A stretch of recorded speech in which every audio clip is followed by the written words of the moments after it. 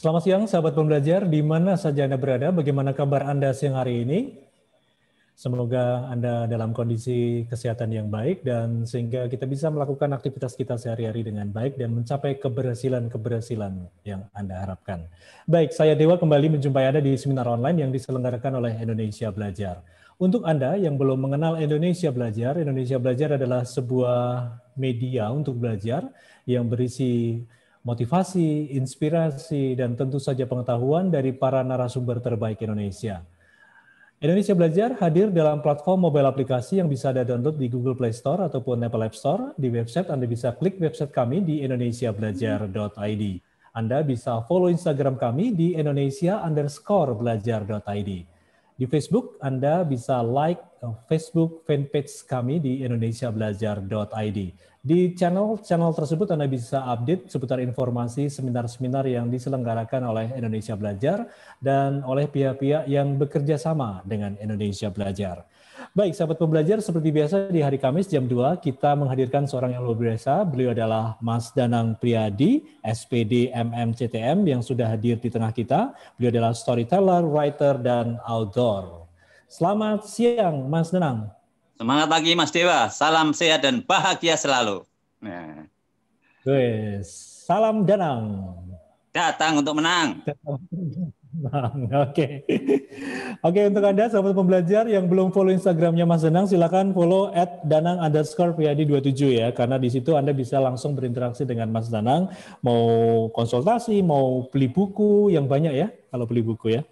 Oke, Mas Danang, yang hari ini kita akan bahas sales warrior ya. Iya, sales warrior. Ya, Oke, dan ini luar biasa kita bahas siang hari ini. Sebelum mulai Mas Danang, saya ingatkan dulu untuk sahabat pembelajar yang ingin nanti bertanya atau sharing tentang pengalamannya, boleh tulis di Zoom group chat atau nanti buka kamera atau sekalian buka mic juga ya. Oke, Mas Danang, apa ini pembahasan sales warrior kita siang hari ini?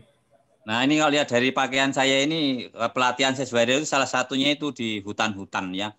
Jadi di sana mungkin Anda sudah nggak asing dengan kayak flying fox, kayak apa ya, harus merangkak di bawah, mandi, hujan-hujan.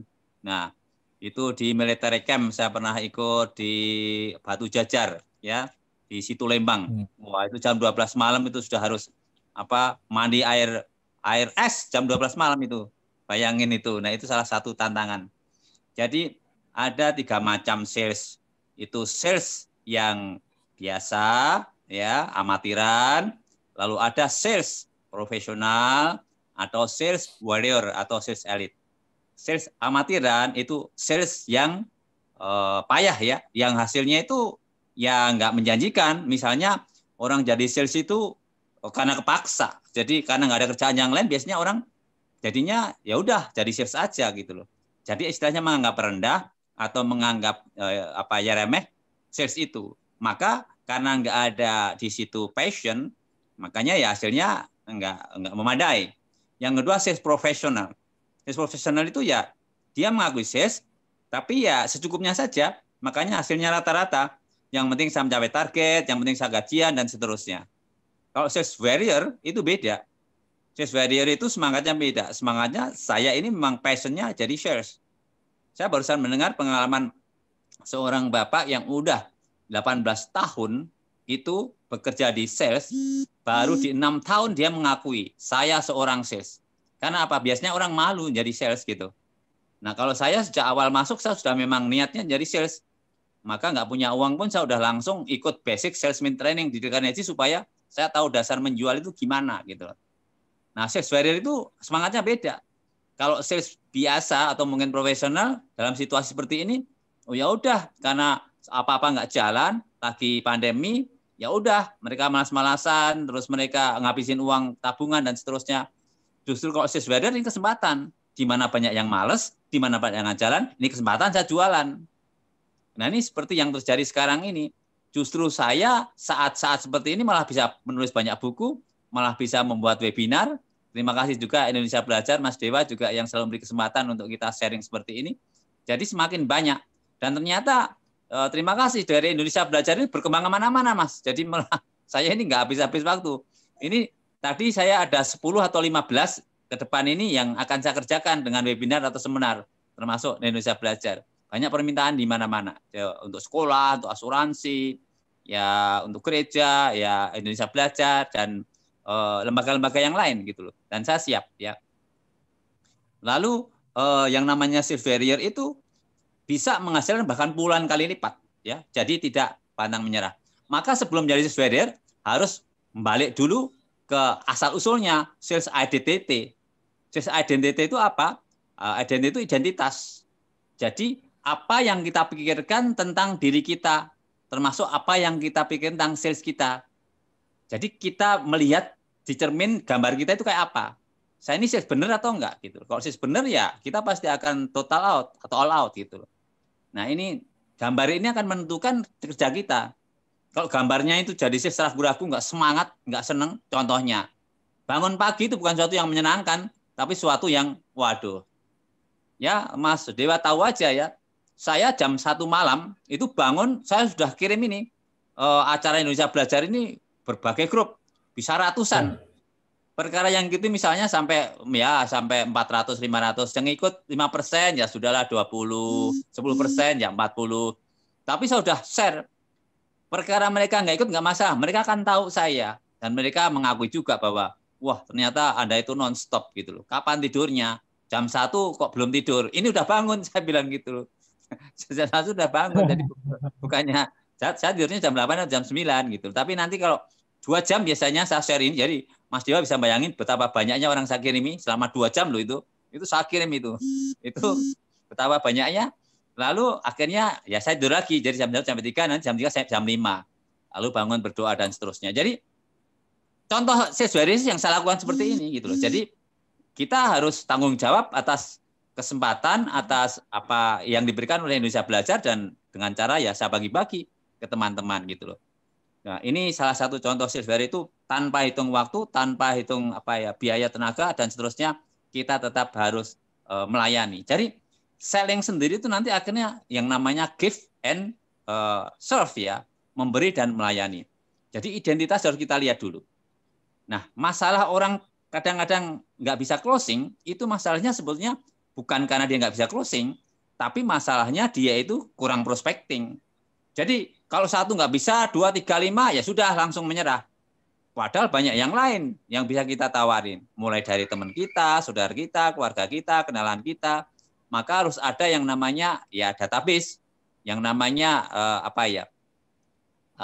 data-data pelanggan kita, baik yang sudah yang belum.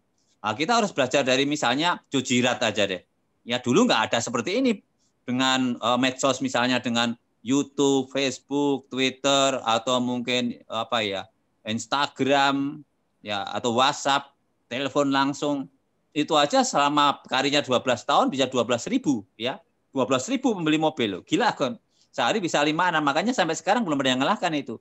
The Guinness Book of Record dalam jual mobil itu. Padahal harusnya Mas Dewa sekarang harusnya bisa. Karena sarannya lebih gampang, bisa lihat mana aja.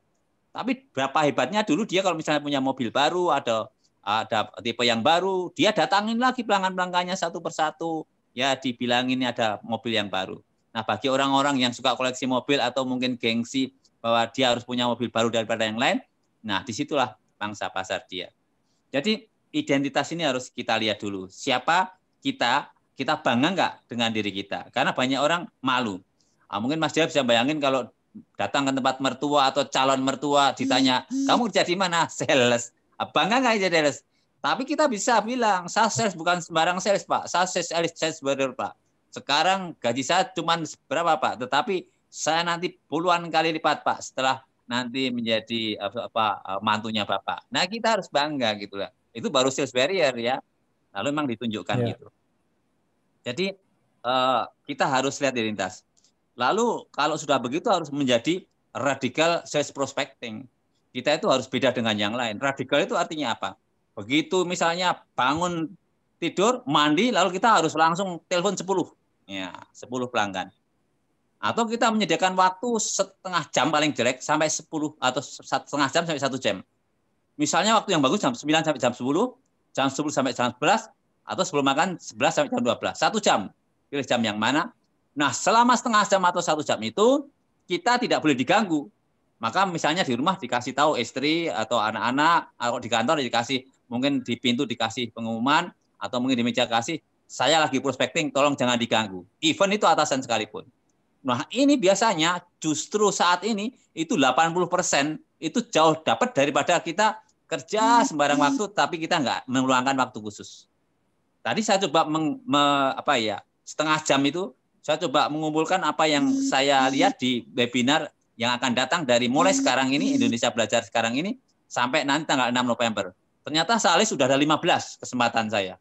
Loh, berarti lumayan kan? Kalau ini misalnya setengah bulan, berarti mungkin setiap minggu bisa ada 3 atau 5, atau bahkan 7. Nah ini namanya itu apa? Blocking time for perfecting. Kita harus menyediakan waktu khusus untuk meluangkan waktu. Minimal 30 menit sampai 1 jam.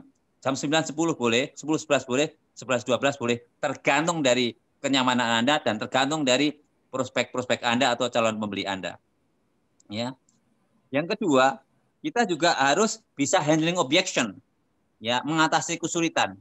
Mengatasi kesulitan itu bisa dengan macam-macam. Kalau saya dalam buku itu ada SPGSM, Salam Sapa Penawaran Produk Genggam Pelanggan Singkirkan Keberatan. Nah, kita bisa mulai dari misalnya dengan 5 langkah LURCC. Apa itu LURCC? Listen. Dengar dulu kira-kira dia kebutuhannya apa. Lalu kemudian kita bisa bantu apa. Lalu yang kedua, understand. Mengerti gitu loh. Jadi kadang-kadang kita sok tahu, belum sudah menjudge ini itu gitu. Tapi dengerin dulu kebutuhannya apa. Lalu bisa melihat juga kalau kita misalnya nanti susah pada orang tua, seperti buku saya sebelumnya, nanti anaknya yang bisa kita prospek. Jadi anak itu bisa menjadi cara kita untuk masuk ke pelanggan atau konsumen yang jati, yaitu bapaknya. Lalu yang ketiga, respon. Nah ini responnya itu biasanya kita langsung membuat alasan, langsung membela diri terhadap produk kita. Harusnya alasan yang kita tanggapi ini misalnya itu keberatan pelanggan. Loh, Bapak mohon maaf kalau Bapak keberatan, justru sekarang ini karena lagi ada rumah atau pembukaan rumah baru, Bapak malah ada kesempatan bisa memilih yang mana. Silahkan Pak. Soalnya kalau nanti lebih lama lagi, mungkin akan lebih sedikit pilihan dan mungkin bisa lebih mahal harganya, misalnya gitu. Atau mungkin dengan pujian. Wah Bapak, ini mobil model baru ini Bapak mestinya bersyukur. Karena banyak jutaan orang di luar sana nggak bisa loh beli mobil ini. Bapak ada kesempatan membeli, Bapak mestinya bahagia. Nah, misalnya seperti itu. Lalu dikonfirmasi. Oke Pak, mau beli sekarang dengan tunai atau kredit Pak? Oh sebentar ya, misalnya kayak gitu. Kalau sebentar diulangin lagi.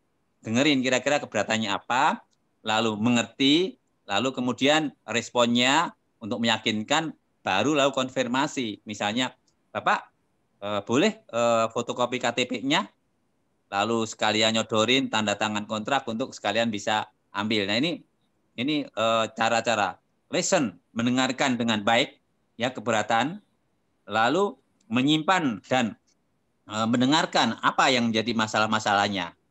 Kemudian understand, bekerja dengan penuh pengertian, ajukan pertanyaan untuk memahami apa yang menjadi kesulitannya. Nah, responnya bahwa 9 dari 10 sales itu salah dalam merespon. Ya, biasanya mereka menjawab dan mau cepat menjual. Nah, ini kalau cepat menjual ini kadang-kadang orang merasa terpaksa, jadi kadang-kadang malah enggak loyal, malah enggak atau kapok gitu ya. Tapi kalau kita dengan pelan, akhirnya dia membeli, nanti dia akan senang menjadi loyal, bahkan kalau ada misalnya mobil itu ada produk baru bisa beli, atau yang paling penting dia bilang sama teman-temannya, ya, yang dalam istilah buku saya itu dia itu follower. Jadi bilang ke orang lain, wah dia baik loh pelayanannya dan benar loh, mobilnya bagus dan benar baru gitu loh. Nah nanti konforman dijelaskan dengan misalnya caranya ya minta fotokopi KTP atau tanda tangan di sini dan di sini Pak. Baru akhirnya terakhir itu C-nya itu continue. Jadi lanjutkan setiap keberatan, lalu mengerti misalnya gimana Pak pengirimannya, bisa besok atau Senin depan atau Selasa depan.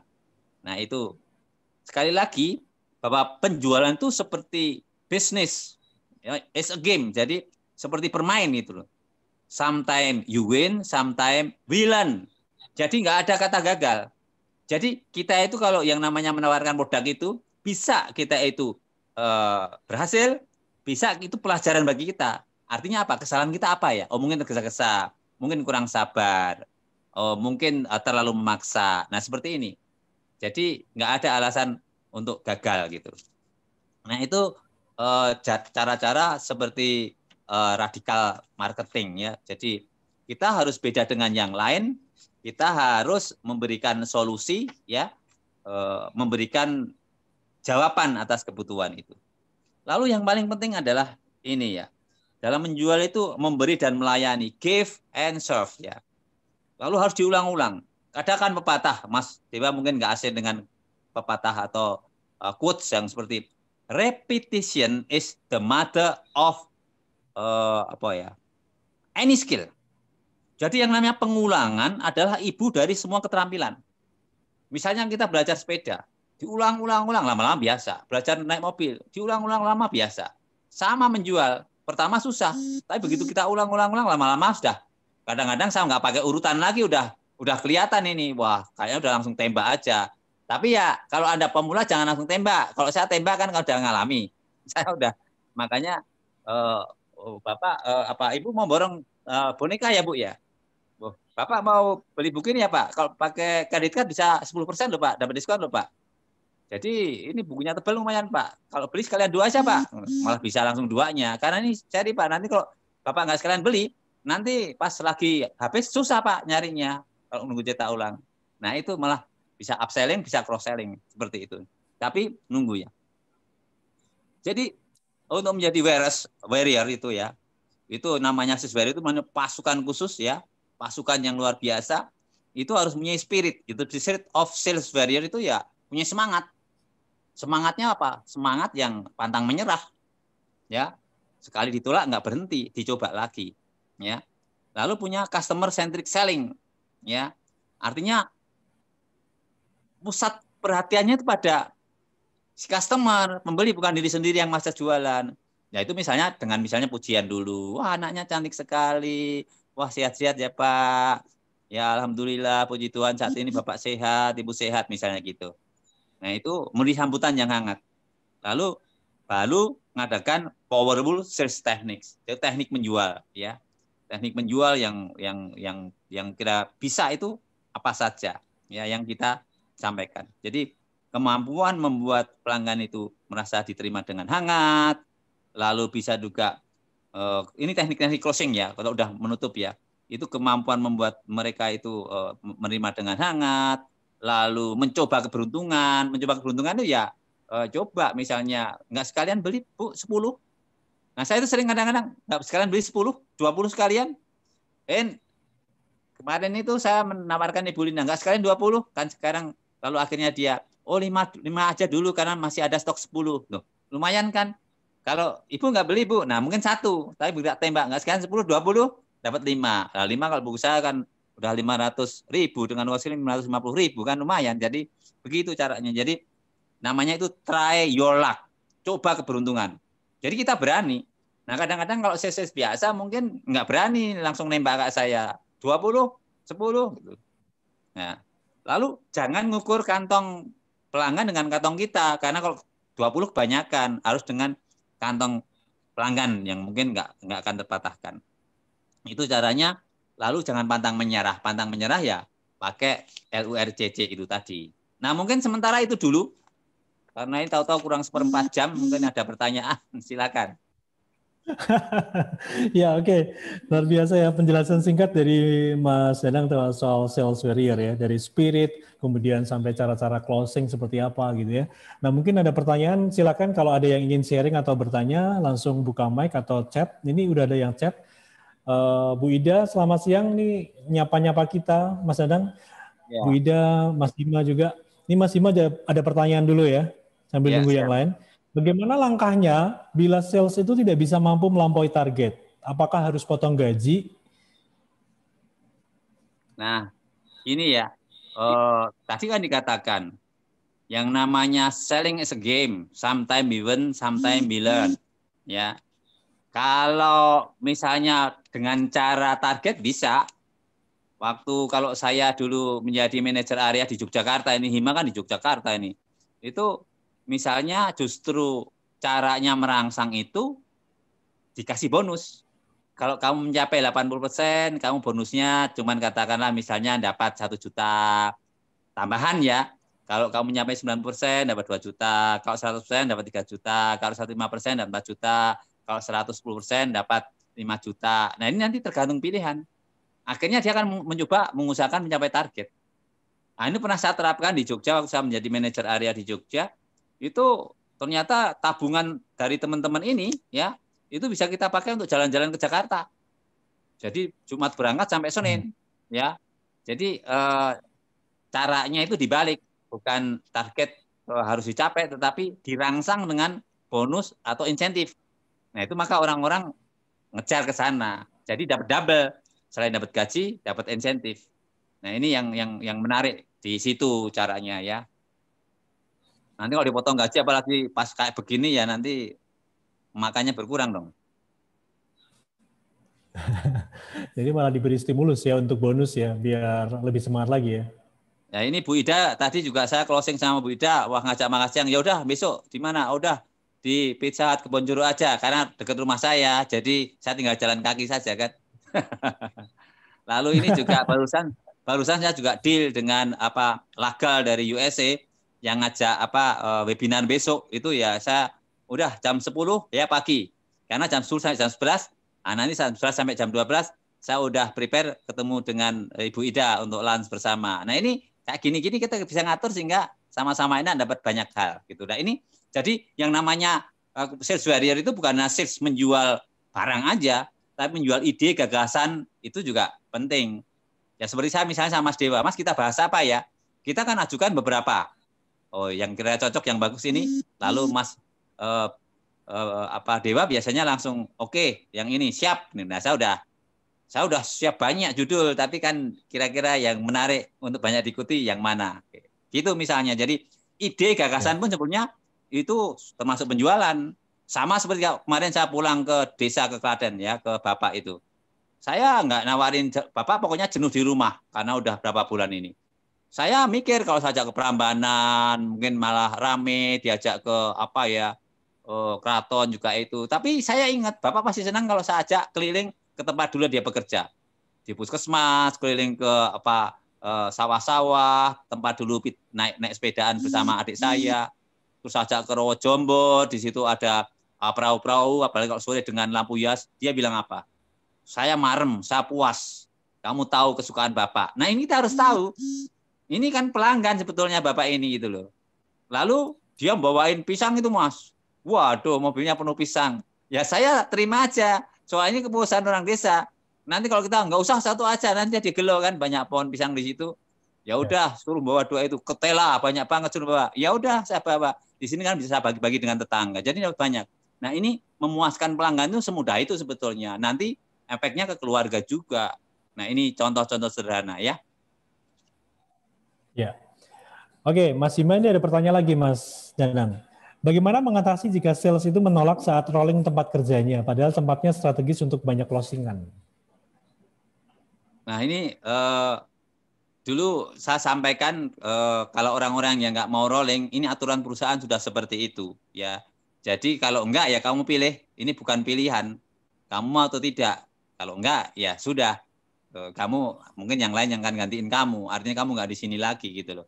Jadi kalau di tempat kami Gramedia biasanya 2 tahun keliling itu sebetulnya untuk mengatasi masalah-masalah orang nanti melakukan hal yang nggak baik, misalnya lalu ada deal-deal khusus sehingga melakukan istilahnya korupsi atau deal yang tertentu gitu loh. Jadi memang kalau di situ gampang closing, tentu juga banyak pesaing juga. Nah, orang kadang-kadang takut di tempat yang baru, takut mencoba, takut gagal. Dan kalau itu gampang closing biasanya targetnya juga tinggi. Nah, sekarang kadang-kadang orang biasanya di comfort zone, sudah nyaman. Udah, pokoknya gini aja saya gampang tercapai kok. Ngapain saya di tempat yang gampang closing? Saya kira pasti tempat gampang closing pasti juga targetnya lebih tinggi. Karena saya juga pernah mengalami di daerah-daerah begitu kan. Dan biasanya tempat tinggi ya targetnya tinggi. Tapi kalau nanti bisa nyampe, bonusnya juga tinggi. Nah, orang itu Berani atau enggak? Nah, sales yang namanya sales amatiran, sales profesional takut. Justru kalau sales warrior itu yang berani. Karena apa? Ini kesempatan saya menunjukkan bahwa saya bisa ditaruh dimanapun. Nah, ini karena soal takut, soal comfort zone aja biasanya. Jadi dimotivasi ya untuk yang menolak ini bagaimana? Ditawari ya, bagaimana peraturan perusahaannya. Ya, Gitu ada ya, aturan Mas. perusahaan seperti itu, lalu kamu coba harus maju dan berkembang. Misalnya dia takut, ya mungkin dikasih dengan misalnya training. Training apa? Sales warrior. Sales warrior itu apa? Beda dengan yang lain. Justru harusnya kamu targetnya harusnya 10 kali lipat karena kamu gampang jualan di situ. Tempatnya juga enak, tempatnya juga gampang. Tapi memang gini ya, Mas. Orang itu punya bakat, punya kemampuan, tetapi kalau dia malas-malasan bisa kalah dengan orang yang biasa tetapi dia tekun. Makanya tadi dikatakan bahwa ada pernyataan bahwa repetition is the mother of skill. Any skill. Pengulangan-pengulangan adalah guru dari keterampilan. Jadi kalau orang nggak mau mengulang, maunya enak-enak saja, ya dia stuck di situ. Atau kalau saya sering mengatakan, when a man stop learning, he stop growing. Kalau dia nggak mau belajar, ya udah dia nggak tumbuh. Jadi mestinya ada memang orang yang semangatnya seperti itu. Kalau saya sendiri ngalami, waktu saya kuliah dulu juga gitu. Ya, yang pinter-pinter kenapa akhirnya saya yang juara 1? Yang pinter-pinter pada sombong, kadang nggak masuk, ngerjain seenaknya. Ya harusnya dia dapat A, kan yang dapat E, yang dimarahin saya, harusnya dirinya sendiri kan. Nah, itu saya membuktikan seperti itu.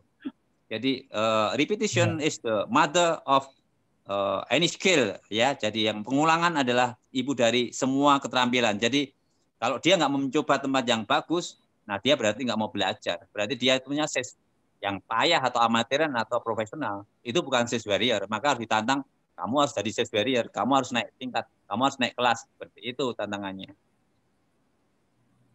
Iya. Sales warrior itu udah siap kapanpun dimanapun ditempatkan kan ya.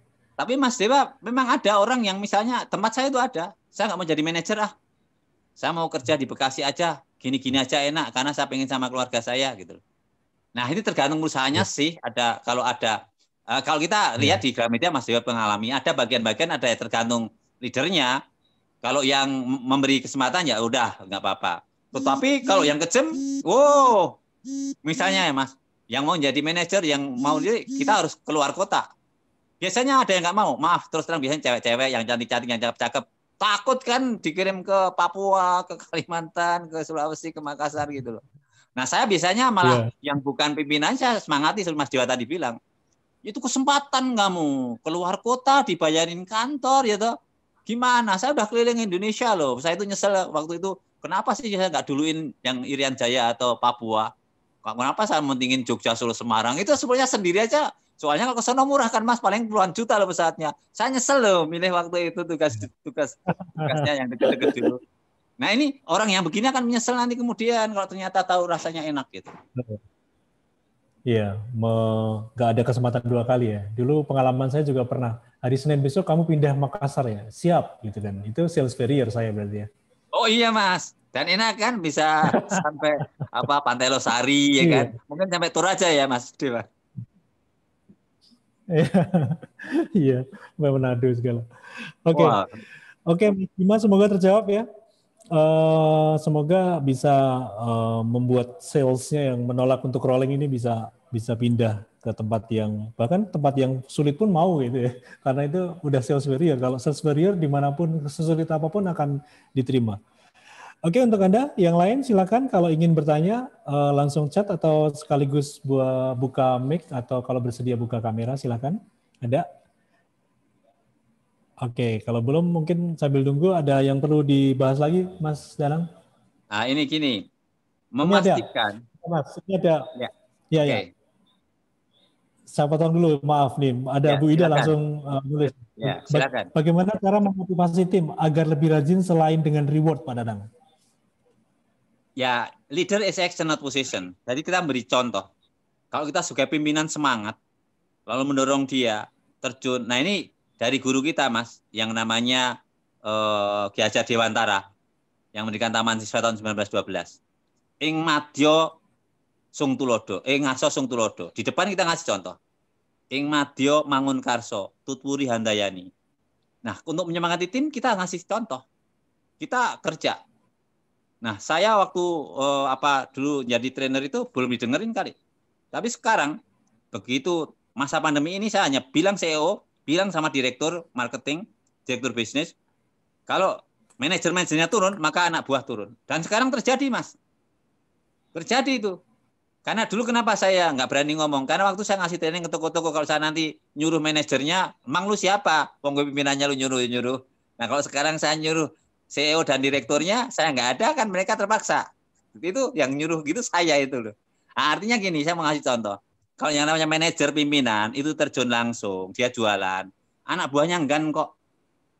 Jadi tim itu semangat tergantung dari kepalanya. Nah, makanya Ki Hajar Dewantara mengatakan ing ngarso sung tulodo, kita sebagai contoh, ing madya mangun karso tutwuri handayani. Contoh konkret seperti ini misalnya.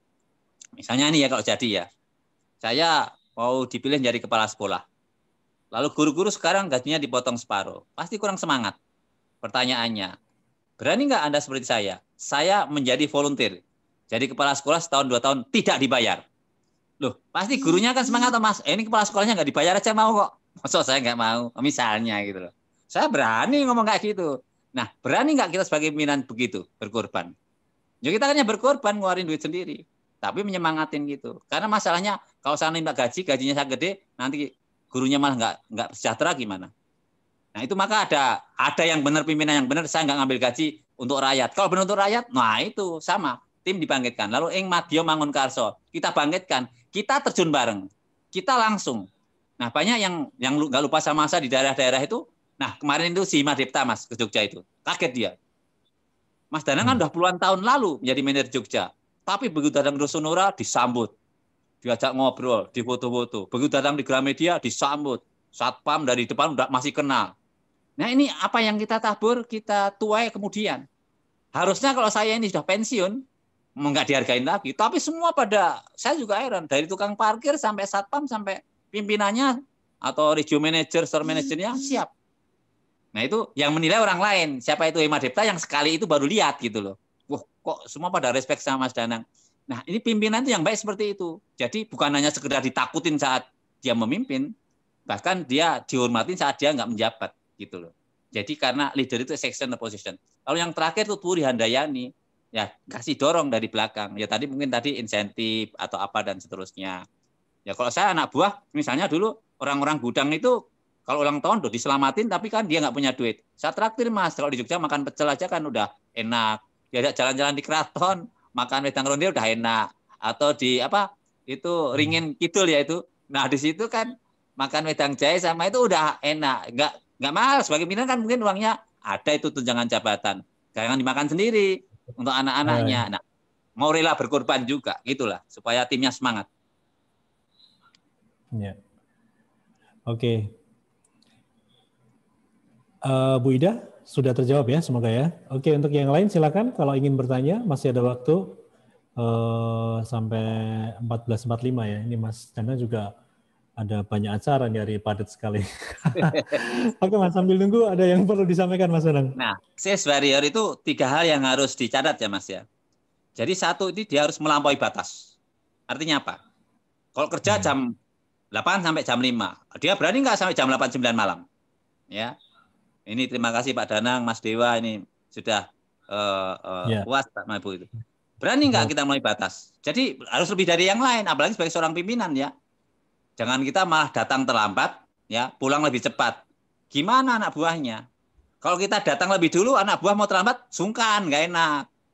Kita pulangnya, saya pernah loh menjadi manajer di Surabaya, ada 1-2 orang itu, kalau sebelum saya pulang, nggak pulang dia. Padahal saya kadang-kadang kan, ya nyantai-nyantai karena istri saya nggak ikut di daerah, ya ngapain pulang sore-sore? Ya udah di kantor aja kan, baca-baca buku, jam 8-9 baru pulang, sampai rumah capek, nanti bangun udah pagi seger, berangkatnya pagi. Sehingga saya tuh datang paling duluan, pulang paling akhir, Mas. Nah, gimana mereka mau terlambat? Gimana mereka mau nggak kerja bener? Ya udah itu. Lalu beri solusi. Ya, solusi itu artinya jalan keluar, ya. Jalan keluar. Kalau dia susah menjual, misalnya itu anak buah, ya kita ajak mereka, kita bantu mereka, kita dorong mereka. Kalau nggak punya duit, yang mungkin kita talangin gitu loh. Lalu yang terakhir itu mencapai target. Nah, itu baru terakhir mencapai target. Nah, sales barrier itu harus mencapai target. Makanya kalau di tempat yang tadi Hima mengatakan tempatnya bagus, ya itu kita ditantang untuk mencapai target yang lebih bagus. Untuk barrier harusnya bisa puluhan kali lipat dong kalau itu mudah.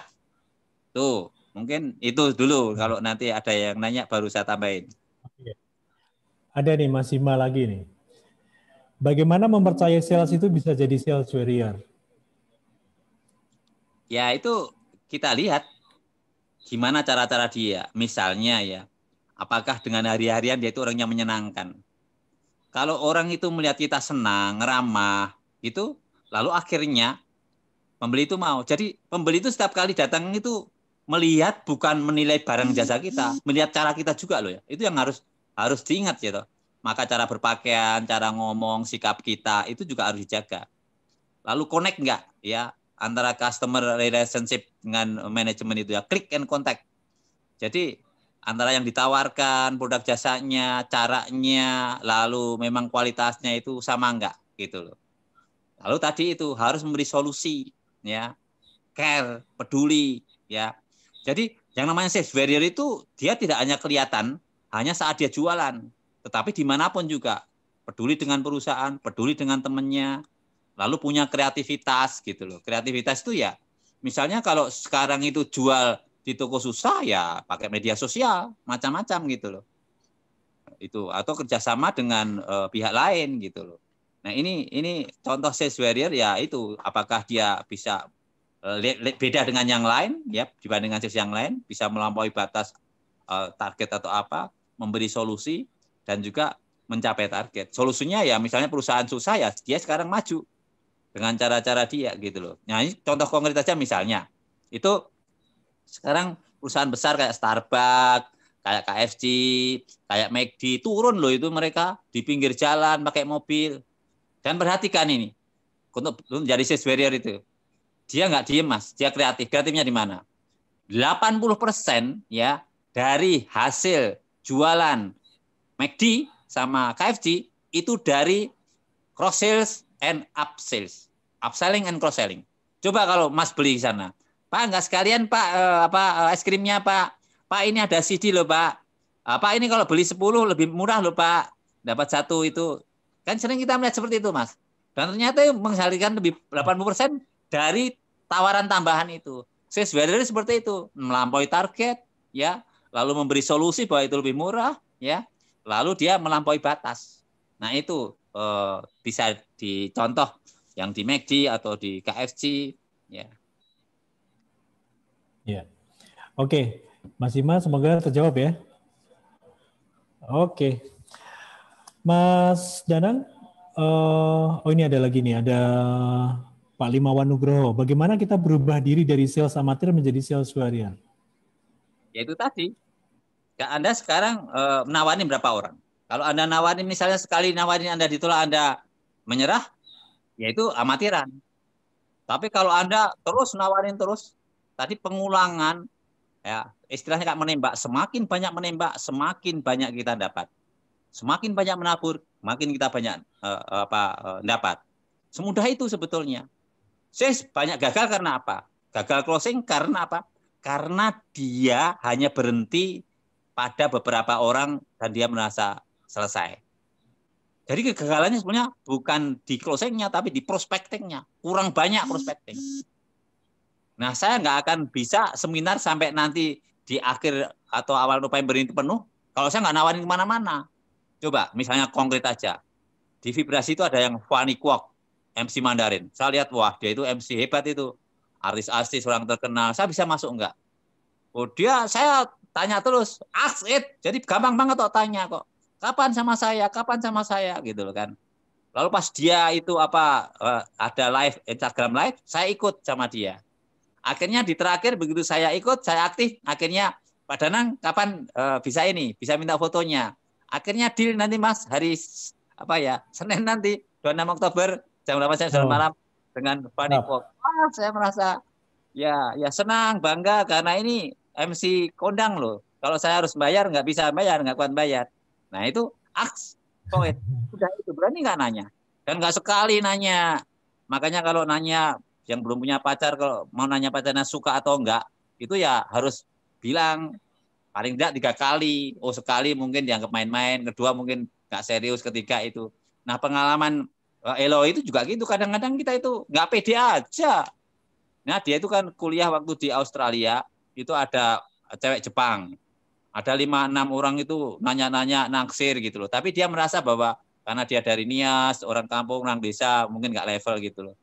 Ya akhirnya pada waktu temannya itu hari Valentine, bunganya itu ditolak, lalu dia maju, sini tak pakai aja gitu loh.